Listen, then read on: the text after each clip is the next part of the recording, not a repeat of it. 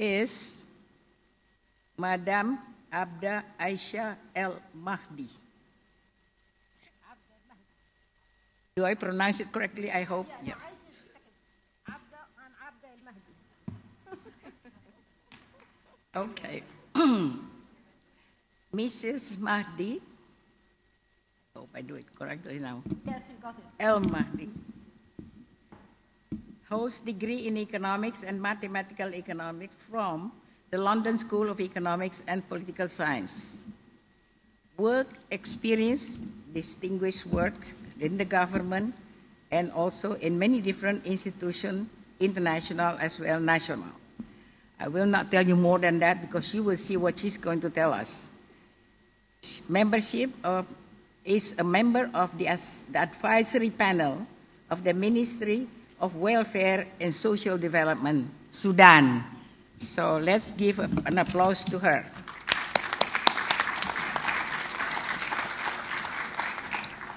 The second panel is our distinguished Aisha Bah Diallo.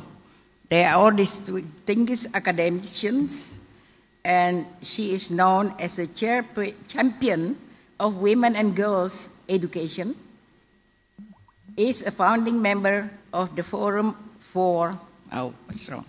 Don't have my light now. What happens to my light? Yeah, okay, thank you. Sorry. Education Women in Africa. She is the chairperson of the Network for Education for All in Africa, chairperson of Trust Africa, and the secretary of Aid Action International. She is member of the Muhammad Ibrahim Foundation Prize Committee for Good Governance and Leadership in Africa. Work experience. Ms. Diallo was Minister of Education in Guinea from 1989 to 1996. She is also highly respected in the whole Africa as expert as well as women's rights fighter. Ms. Diallo succeeded in preparing, negotiating, and implementing the program of adjustments structural de education, structural adjustment program for education. And she is also the donors obtain their financial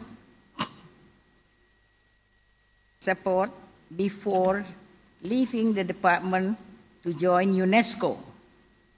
1996-2005, Isbeth was senior education leader of UNESCO. In 2005 to 2009, she is Director General of UNESCO from 2005 to 2009. So now I would like also to invite her later on to give her presentation. Now I will go to the third person. He is Mr. Heru Tomo, Deputy Minister of the Ministry of Education and Women Empowerment and Child Protection, and his title is Deputy Minister for, guess what, Gender Mainstreaming. How do you like that?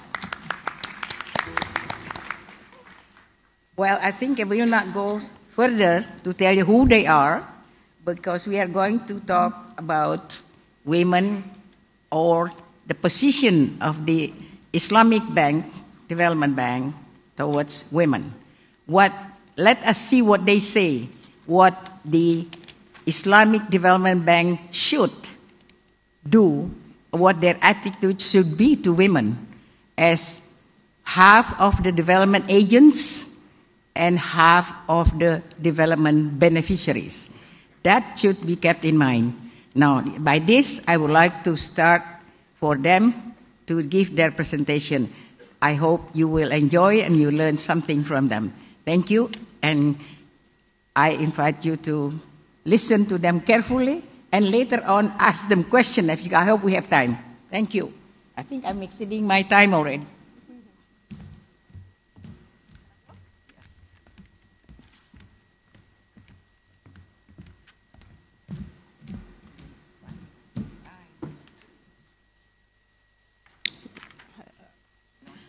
Good afternoon, ladies and gentlemen. Before I start, I'm supposed to have something to click in order to change the slides. Or do I just tell you to change the slide? We'll do it. I'll just tell him. Okay. Thank you very much. You see, this is extra service. Usually we have to do all the work ourselves. So it is a pleasure to make this presentation to you today, and it is an honor to be here. And I thank the Islamic Development Bank for inviting me here and to participate in this important occasion. We are talking, the discussion today is focusing on promoting women's inclusiveness and sustainable financial growth. And I'd like to start my presentation by talking a bit about the benefits of financial inclusion. I think the case for financial inclusion in general is strong, but for women, it is stronger. At both the macro and the micro level. We in economics are used to talking about macro, the bigger picture, and micro, the smaller picture. And so as an economist, I have to divide them at macro and micro. At the macro level, the evidence is great and abounds, especially when one considers that access and usage of financial services by women are themselves levers for increasing women's participation in the economy. For example, the McKinsey Global Institute shows that if women in the Middle East and North Africa region had the same access to economic opportunities as men in the region would be $27 trillion richer between now and 2025. Another estimate by the IMF shows that in a country like Egypt, raising the female labor participation rate to the equivalent of its male counterparts will increase GDP by 34%. So imagine the economic problems that Egypt is facing. If they would concentrate on increasing the women's economic labor participation in the labor force, this would solve many of their problems. Another estimate by the International Finance Corporation estimates that globally over 70% of women-led small and medium enterprises are either financially unserved or underserved. Now, Goldman Sachs studied this, and they found that if the credit gap is closed by the year 2020, in just 15 countries, of course including the BRICS, per capita incomes could on average be 12% higher by 2030. This is at the macro level. So another slide, please. At the micro level, there are multiple benefits at both the household level and at the enterprise level. Women, just as men, need financial resources to invest and grow their businesses. But it is well known, and we all know, that women are more likely than men to utilize these resources in taking care of their home, in taking care of the education and health of their children, and taking care of the community at large. This is a well-known fact about women investment. It is such investments, and I maintain it is such investments that have long-term intergenerational impacts. Moreover, research has shown that women are inherent savers. So providing them with access to formal financial services and saving instruments in particular, and I say formal saving instruments because women save in the home, they save in informal ways, but we need to provide them with formal saving instruments. This allows them to increase consumption, which in turn benefits the families and increases productive investment. This is, I'm not saying this out of my head, this is a report by the World Bank to the G20, an official report to the OECD countries, also in collaboration with the OECD. There is ample evidence also on the clear business case for serving women. They save more relative to men. As relative to their total income, they save more male counterparts. They also pay back their loans at a higher rate. We know very well that financial institutions that give loans to women have higher repayment rates. Women pay back their loans much faster and in a much assuredly way. They also buy more products per customer and are even more loyal to banks if they are served well. These are all the benefits. Next slide, please. Despite these enormous benefits, though, the gap in the financial inclusion of women remains large. And I would maintain that it remains even particularly large in the countries of the Organization of Islamic Cooperation. There is the Findex database, which I referred to in preparing this presentation. The Findex database, for you who don't know, is an important reference point for financial inclusion globally. It is a comprehensive database measuring how people save, borrow, and manage risks in 148 countries. In the chart I show you in the slide here, I went and took from the database the share of women and men having an account in a formal financial institution across regions.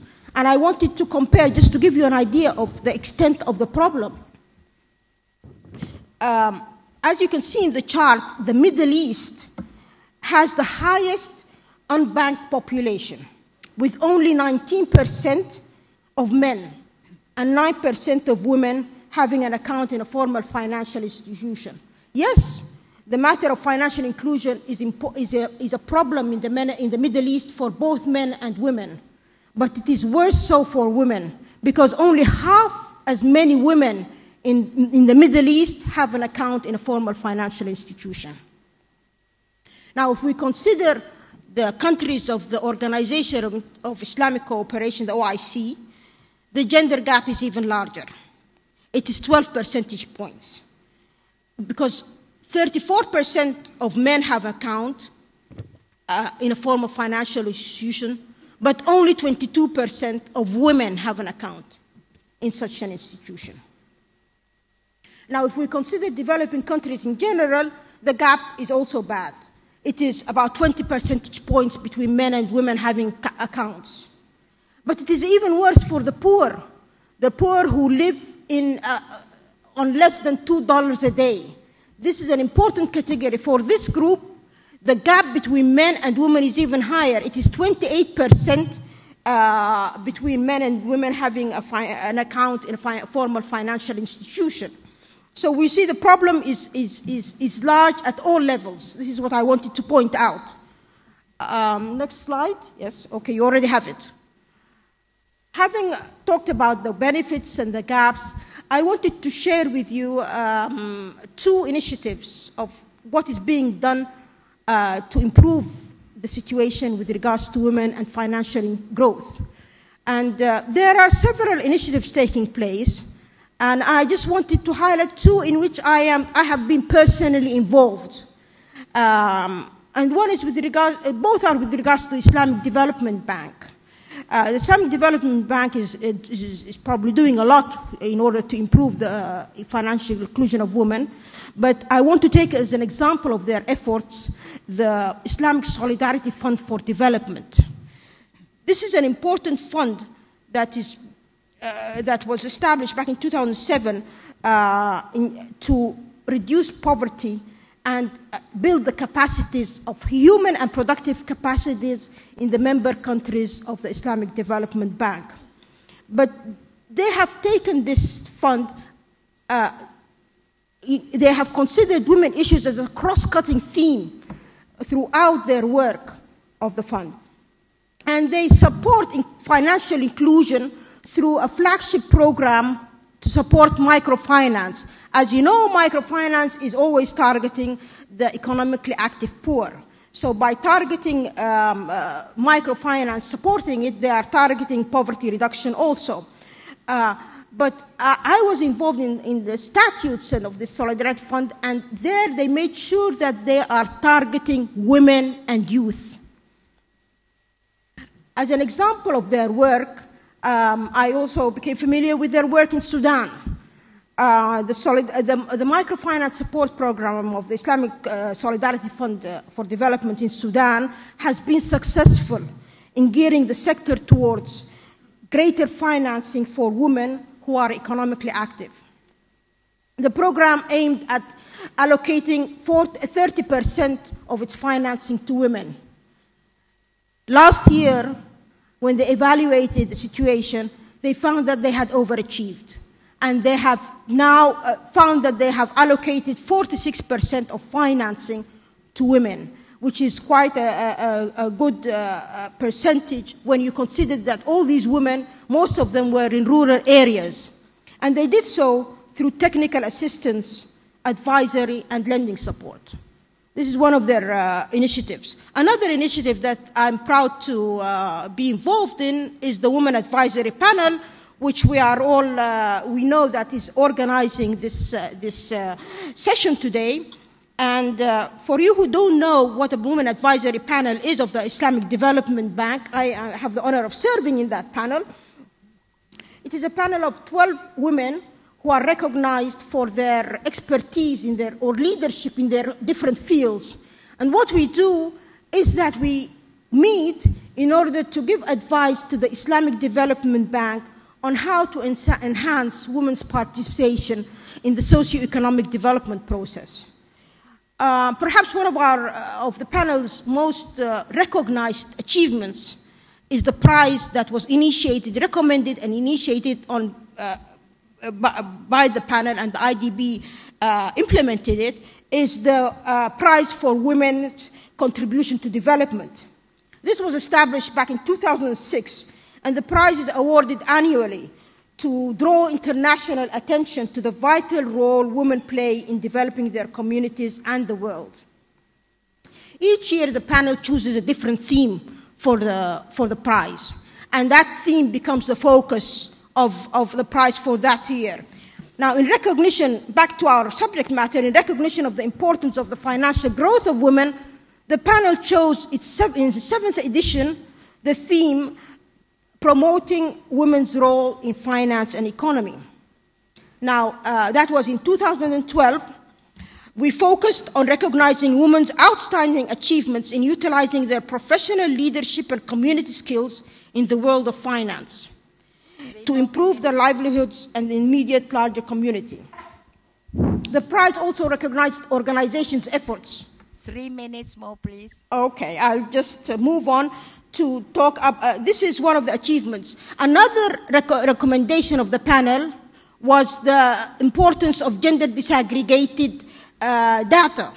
And this came from the conviction of the panel that understanding the gaps between men and women's development process is the key to closing them, and better data is critical to this issue.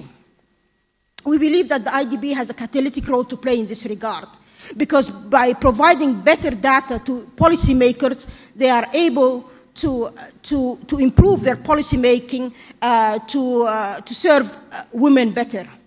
Data on financial inclusion was integral to this recommendation. My last slide, and I'll skip the 7th slide since I don't have time, not policy recommendations, but I want to talk about Islamic finance, yes. I think we have a unique opportunity in Islamic finance, and especially for Islamic communities in the OIC countries, because Islamic finance, by its principles, is more inclusive. It is a source of inclusive financial services. Why? Because Islamic finance is based on risk-sharing principles rather than conventional finance, which is debt. Why? Again, because in Sharia-compliant modes of financing, funders are not creditors. They are funders. Funders they share the business risk.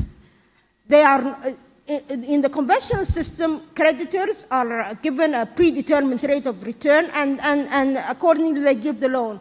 But Islamic financing works as a investor. You are an investor, funding providers are investors, and they share in the rewards and as well as the risks. As such, we have Sharia-compliant microfinance, small and medium enterprise financing, and microinsurance, these can all serve for greater financial inclusion, and I maintain greater financial inclusion of women. Why? Because financial services, Islamic financial services, link creditworthiness not to the provision of collateral which women usually lack. They consider that the project itself and the viability of the project is the guarantee, is the collateral needed. That is, if Islamic financing is implemented in the right way. And I have my reservations of how countries implement the Islamic financial modes, the Sharia-compliant modes, and one of them is my country, Sudan, where Islamic financing is the mode of financing. We do not have conventional financing at all. But this has to be properly implemented in the right manner. So there are challenges to the proper implementation of Islamic financing in order for it to be more inclusive. But what I would like to end is saying that, yes, Islamic financing can be more inclusive, can serve women better, and the challenges are great, but for women's inclusion, women to reap the benefits of Islamic financing, we first have to have a conducive socio-economic, socio-cultural environment which promotes women's capabilities and ends gender inequality. Thank you very much. I would have liked to talk more, but I can discuss more later on. Thank you very much. Can I speak from here? Yeah. Okay. Now our next speaker would be our distinguished Dr. Aisha Beck Diallo. Thank you so much.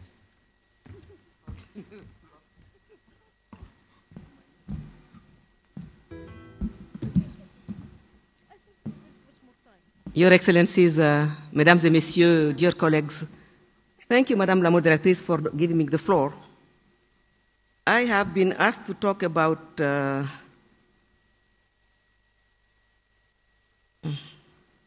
wait a minute. Strategies, opportunities for women's financial inclusion. As you have noticed when the moderator introduced me, I am not a financial person. I am an educator.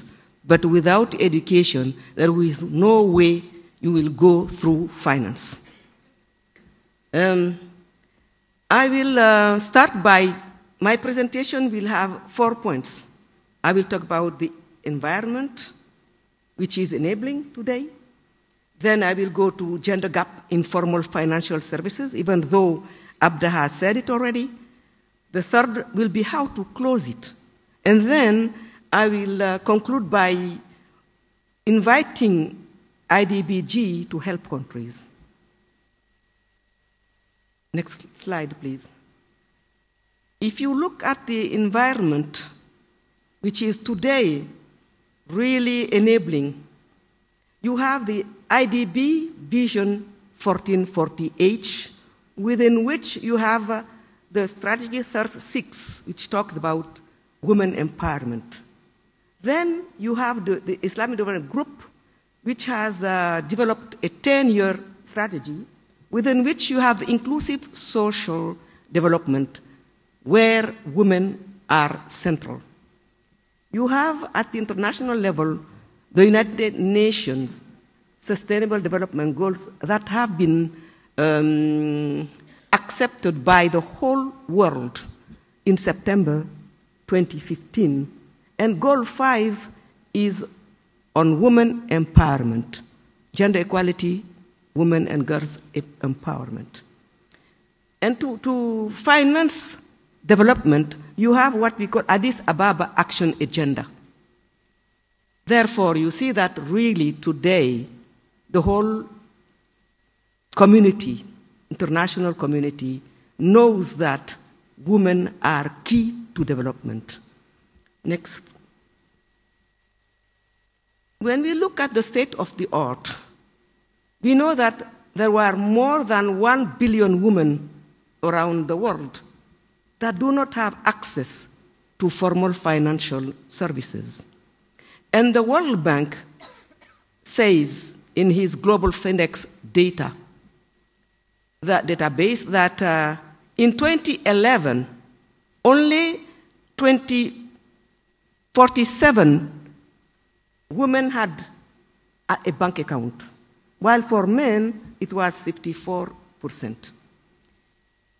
And some years later, in 2014, it's only 58 women that had access, that had a bank account. And for men, 65%. You see, the gender gap is still there. And this is not right. Now, how are we going to close it? The process should be at country level, because it is country specific. We need many steps. The first one is the political will. The country has to have a political will to have a transparent and inclusive policies for women with explicit policy objectives and quantitative targets. The second is to have gender disaggregated data collection to understand women's financial requirements, to facilitate targeted interventions. The third is to ensure active participation of the private sector, which is a major provider of financial services. The fourth is to make sure that there is an improvement of legal and regulatory framework which allows innovations such as new technologies with potential for accelerating the financial inclusion process. This has been talked about since this morning at 8 o'clock. And the fifth is to make sure that there will be financial infrastructure, provision of better and greater financial products and services to rural women and micro, small, and medium enterprises. Sixth now, it's to undertake consumer survey to strengthen understanding of the financial market dynamics from a consumer point of view, and also to understand better issues which concern women clients, and to organize financial education and financial literacy for women. And eighth, which is the last, to eliminate social norms that hinders women's financial inclusion. Next slide. The microfinance the revolution of microfinance 1980 showed many things as far as women having access to finance that it is important. They had access to institutional credit in developing countries. Small loans were given to small entrepreneurs. And Abda has said it, when a woman has a control of her finances, what does she do? She will take care of the education of her children. She will take care of the health of the whole family. She will take care of the nutrition of the whole family. In one word, it will profit the whole family, but the whole community. And at the macro level, it is the whole country which will benefit from this financial inclusion of women. Therefore, it's very important to make sure that they will have access to it. And, but it is not enough. Women need financial tools that go beyond loans. Expanding financial inclusion requires that women have access to savings, insurance, payments, pensions, and other products such as consumer awareness, training, and market information and ICTs. Digital technology can lead to greater financial inclusion. Example, the mobile money revolution promotes innovation, boosts efficiency. SMEs are using it, reducing the cost of transaction. For instance, I was in Nairobi going to the airport and I saw a big sign saying, "My mobile is my life." With this mobile and this SIM card, I can send SMS, I can send emails, I can look for a loan and get it. I can pay for it. I can take care of the education of my kids. I can take care of the health of my whole family. I can take care of my farm. It's really my life. So digital technology is very important. In Kenya now, really, it's... and in the smallest village in Africa, in fact, you have mobiles. Therefore, digital technology is very important. Now, for me, what the IDBG group could do, and it's going to be my conclusion, it's first to increase access to finance for household and businesses, not only through its investment and financing, but also through its advisory work by providing diagnosis, capacity building, and sharing best practices. The Financial Product Department Center could explain better to member countries the mode of finance of the IDBG so that they can have access to it. And what the group can do, again, for countries is to help them prepare a national financial strategy for financial inclusion through a broad consultative process involving all stakeholders, including public and private sector stakeholders engaged in financial sector development. It could help member countries by doing the diagnosis. Go back. Because the country has to diagnose the current state of financial inclusion and financial infrastructure, then advise member countries to undertake the data collection and analysis, then set priorities, targets, identify key measures to achieve the targets, develop a monitoring and evaluation system, develop an action plan for the implementation, and put in place a coordination structure, and also advise where it should be located. 3 minutes more, please. I will finish soon. Then to understand women's financial requirements, to have disaggregate information, which is really needed to facilitate targeted interventions. Member countries have to undertake legal reforms to harmonize laws and regulations in line with international best practices. And once the national financial strategy is developed, it has to be launched using modern and traditional means of communication. Why? It's because once the whole population knows about it, own it, it will be easy to implement it. And I thank you.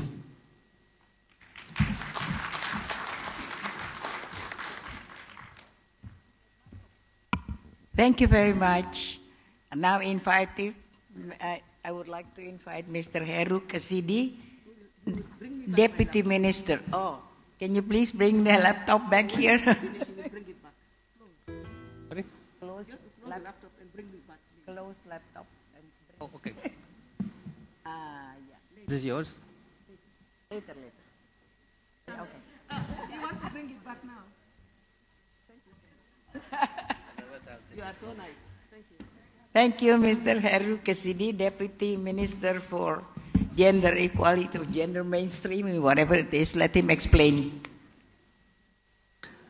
Thank you very much. Assalamualaikum warahmatullahi wabarakatuh.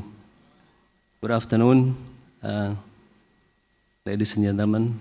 Now I represent my women colleague here to share with you a little bit on the financial inclusion in Indonesia and inclusion of women within the financial inclusion. So for women, it should go 2 steps. In Indonesia, we would like to share with you that only half of the population that can have access to financial services. 49% of the population have access to formal banking, and 3% to other informal to formal financial sectors. 47% of populations do not have access to formal financial institutions, and we represent 6% of world unbanked population. However, we believe that there's a positive correlation between financial inclusion and GDP per capita, so we do that. So the main goal of the financial inclusion in Indonesia is to reach economic welfare through poverty reduction, income distribution, and financial system stability in Indonesia by creating financial system accessible to the entire people in this country.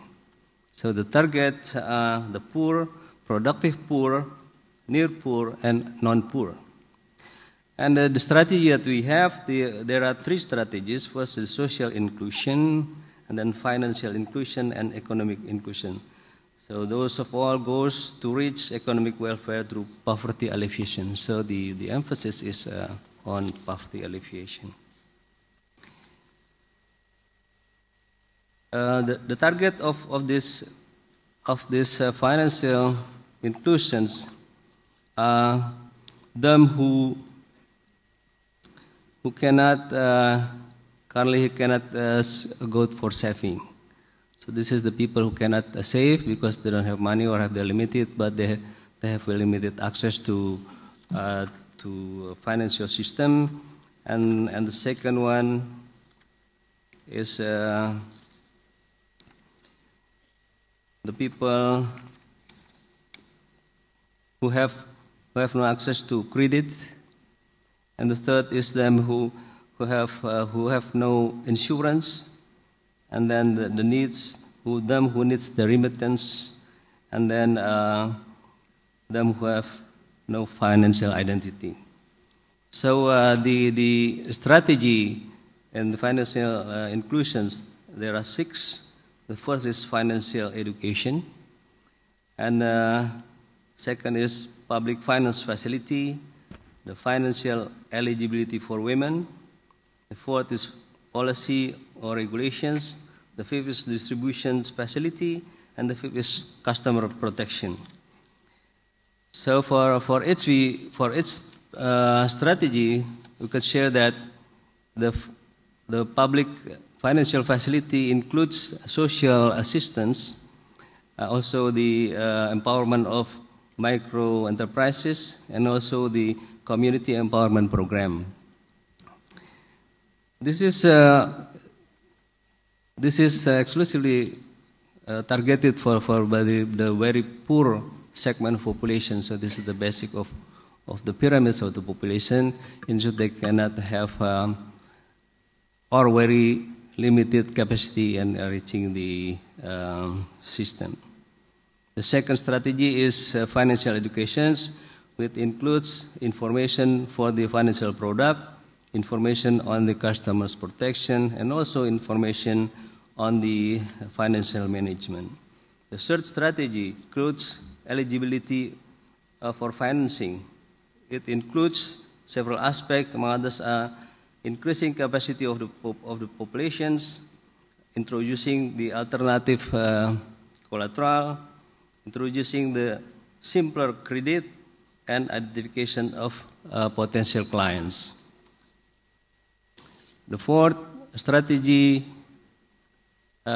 is the policy. This includes the analysis of the financial services, also the regulations exist, and also analyzing the regulations that have correlations with mechanism of CSR banking, and also analysis of the policies that will improve the management and quality of financial agencies. The fifth is the facility intermediary and also distribution of the services. It includes intermediary for those with the scale of the financial agencies that can bridge between the common bank and also the people's credit bank. And the distribution includes the services through telephone, mobile banking, and also the supporting infrastructure. That are the strategy for the financial inclusions. But now, where are the women's? We have the policy of gender mainstreaming, and it is issued since 2000, the year 2000. And this is the we call the presidential instruction for gender mainstreaming in development program. So gender mainstreaming includes those in the economic sectors and also in the social sectors. So in doing the gender mainstreaming, what we do is we do advocacy, we do socializations, we do a campaign to integrate women in all development sectors, including economic and financial sectors. So our work is talking here and there and shouting sometimes to raise the awareness of people that men and women are those that we have to serve. So the gender mainstreaming in financial and social sectors include gender mainstreaming to Ministry of Finance, Ministry of Cooperatives and Micro and Small Medium Enterprises, Ministry of Trade and Industry, Ministry of General Works, also Financial Service Authority, and financial agencies like Pawnshop, Institution, and Stock Exchange. For them, within the social sectors, we do gender mainstreaming to the social affairs ministries and also home affairs ministries. So to some extent, either directly or indirectly, we influence the policy of financial inclusions. Also directly goes to ministries who provides support for financial inclusion for the women. So as the examples of the financial inclusion activities, first is training and provision of capital, credit for women SMEs, capital for migrant workers, particularly them who returns. And from Ministry of Home Affairs, we have the Community Development Program, which allocates 25% of capital allocation for women. And from the Ministry of Cooperatives, they also provide 25% of the allocated capital exclusively for women. There are some other examples. For example, Financial Service Authority provide financial literacy training, including for the returning migrant workers. Ladies and gentlemen, we have some challenge. First is the small-scale piloting has been done. It is not easy to scale up to the wider scale. And then the continuity of the policy and also the pilot. Sometimes one during presidency terms when we changed the government and then some of the program stops. And then facilities for women, capacity building. So even though the facilities are there, but empowering the woman to get the access or to reach the available services is something that we have to face. And also the mindset toward gender equity. This is something that's not easy. Like this afternoon, we are put in the last program in the day, so we crash in the time. It happens very often in also in many other programs that mindset of the people toward gender equity. I think that's what I would like to share after we have time to discuss this further. Thank you. Thank you very much. Since we do have about 1 hour for discussion, I would like to give an opportunity to each of the panel to ask one question to other panel. Yet only one question to him or to her, for you, etc. Can I start with the first speaker? Thank you very much for giving us this chance. Usually we are asked and not asking, but given the chance, I would like to address the Deputy Minister who impressed us by what Indonesia is doing in terms of strategizing and empowering women, for greater challenges, to meet the greater challenge of financial inclusion. Since you laid out all the the policies that you have been doing and challenges also. It seems that you still have a big challenge, and that the gap of women accessing and using financial services is still problematic. What do you, as a policymaker, think more can be done by policymakers in order to possibly implement better these strategies or improve the situation of women's financial growth? Thank you. Yeah, I have a question to the Deputy Prime Minister, to the Deputy Minister. Congratulations for the work done. I have one question.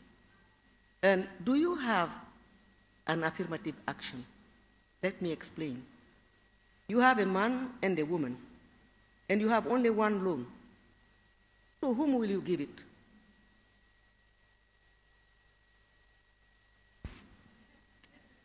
And you also can answer. I'm an educator. Okay. Okay. I think to both of you, what can the IDB do for countries like Indonesia? Whether this is merely financial things, or also you can contribute more on how to empower women that they later on can access the financial service by themselves.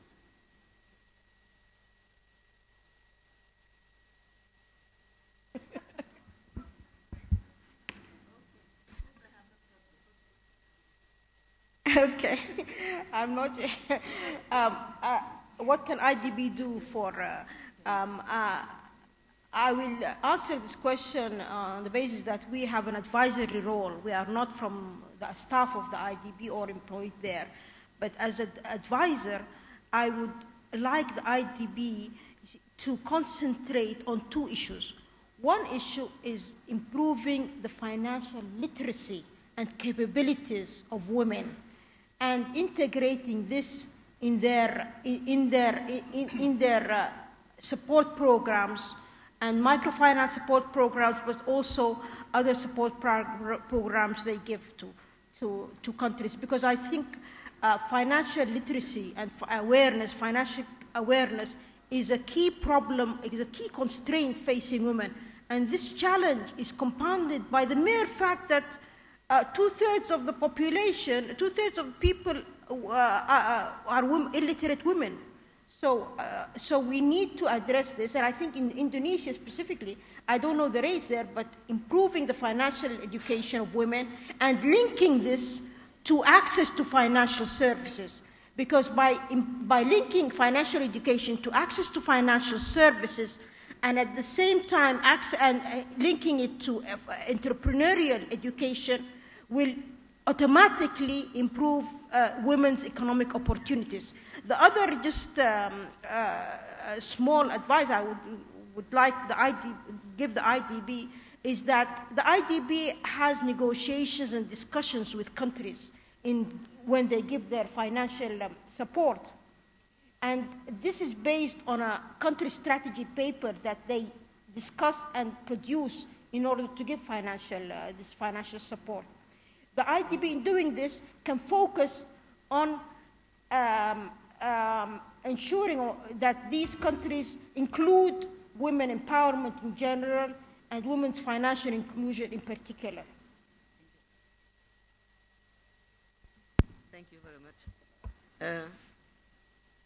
I think what IDB should do, I think I have explained it already. It's for countries to have a national financial strategy. It makes sure that women will be mainstream all the way through. It's very important. I will not go further. But the thing is, education is so important that if you don't start from early child and development up to higher education, there is no way you can reach development. You see, if women have access to education, let's say basic education, they will increase their economy for 14%. And the whole sector, the whole country, it will boost 2.2%. So it's very important. If a woman does not have basic education, how can she know her rights and claim her rights? There is no way. That's why it's important to put an accent on education. And IDB is already building schools, training teachers. But it's important to say that now, look, we have to use digital technology to boost the education. It's important. Yeah, I think I will start because I have already explained that if a country doesn't have a national strategy, there is no way they can go. They need to know, they need to learn. So IDB can really build the capacities of our experts in Africa, in the world. I want to talk about Africa. Well, thank you very much. Now for the distinguished audience, name, yeah? Oh yeah. Oh. Sorry. Because yes, thank you for the questions. I think we still can do many things. First, as you said, that about the literacy. So them who has graduated from school at any level, that they cannot continue. They still can learn through informal education and vocational education, particularly in economic activities. So they can strengthen their capacity and doing the economic activities. By this, it will grow the demand for financial services.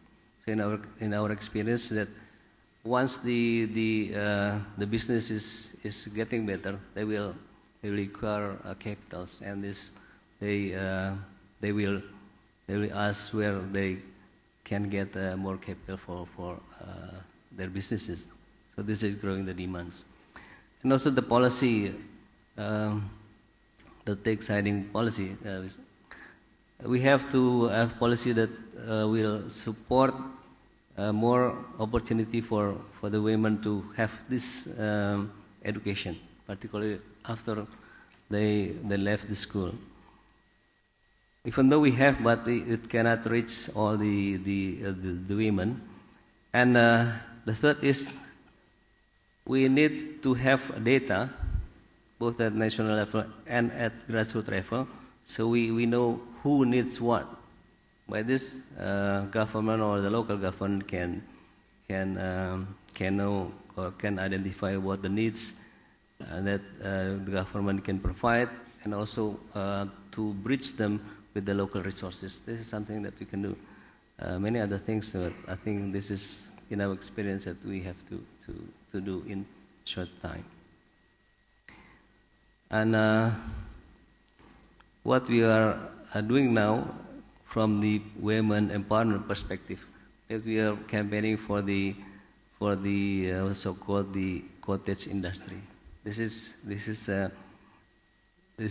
done by mothers, and 50% of the micro enterprises are done by mothers. They do it at home. They still can do the business, but they still can do the domestic works, which men cannot share now in better ways, so that give more time for women to do the public things. While we are educating other people, while we are educating men and also boys how to share the responsibility for domestic works, then this is something that we can promote, doing the cottage industry, doing the business from home. Thank you. Thank you. Now I really open it for the distinguished audience here. I cannot see very well who is. One there in the middle, and one here. Is one here? And one there? No, there's no there. Okay, two here. The three here. Okay. So one back there, one there, and another one here. Who's first though? Another one. Four. Okay, four. One. Quick, please. And to whom? You directed your question. Okay. First of all, I would like to say Assalamu alaikum wa rahmatullahi wa barakatuh. I'm Fadila Grain from the Organization of Islamic Cooperation. I would like first to thank the panelists and moderator for the very interesting presentations. I have a few questions and one comment. The first question is for the two ladies from the advisory board of the bank, Islamic Bank. Actually, I always was thinking alone, and I want to say this for everybody, but for maybe you can respond to that. Empowered women, women in boards, panels, in high position, are they communicating very well with policymakers for financial and economic empowerment? This is a very critical question. I think it's time to address. Second, the first comment I would like to say is to Dr. Aisha. I noticed that you spoke about the plans of the IDB, even the UN plan, but you did not mention the plan of OIC. We had two plans, one which is the TIPOA to 2005, and then the new plan, which is 2025. So both of them are talking about financial and empowerment, economic empowerment. Now the second question, and the last, is all the panelists agreed that there is something beyond the practical solutions, which is the social, cultural barriers or obstacles. The Deputy Minister of Women Mainstreaming Gender, he called it the mindset. I would like the three panelists to speak how, because it's all connected together. We cannot actually speak about financial obstacles away from educational, social, religious. We have actually serious issues in OIC member states where really women are suffering real obstacles. So those issues we need to tackle at this level. Talking about financial, we're talking actually about also cultural obstacles. I really would like you to highlight this more. Thank you very much. Okay. The one there. Assalamualaikum. My name is Ari from the Islamic Economics and Business Lecturers Forum, or FORDEBI in Indonesia. Actually, I have two questions for all the panelists. Ms. Abda mentioned that one of the barriers in achieving equality for women is socio-cultural environment. Now, my question is, I think socio-cultural environment is very tightly related to how we interpret religion. For example, in the Quran, we say that Ar-rijalu qawmun ala nisa, which means that men are leaders for women. And if we stick to this, the interpretation would be that, well, it's okay to have men who have more bank accounts than women because naturally they are leaders for women. And because I am a lecturer and I'm an educator like Ms. Aisha, I really want to know how and what kind of education should we be giving these women, but not leaving out our religious values. Secondly, one of the indicators that you've mentioned before is that the bank accounts. What I would like to probably, I don't have any idea right now yet, but I know that men work, their husbands work, and they do have the bank accounts, but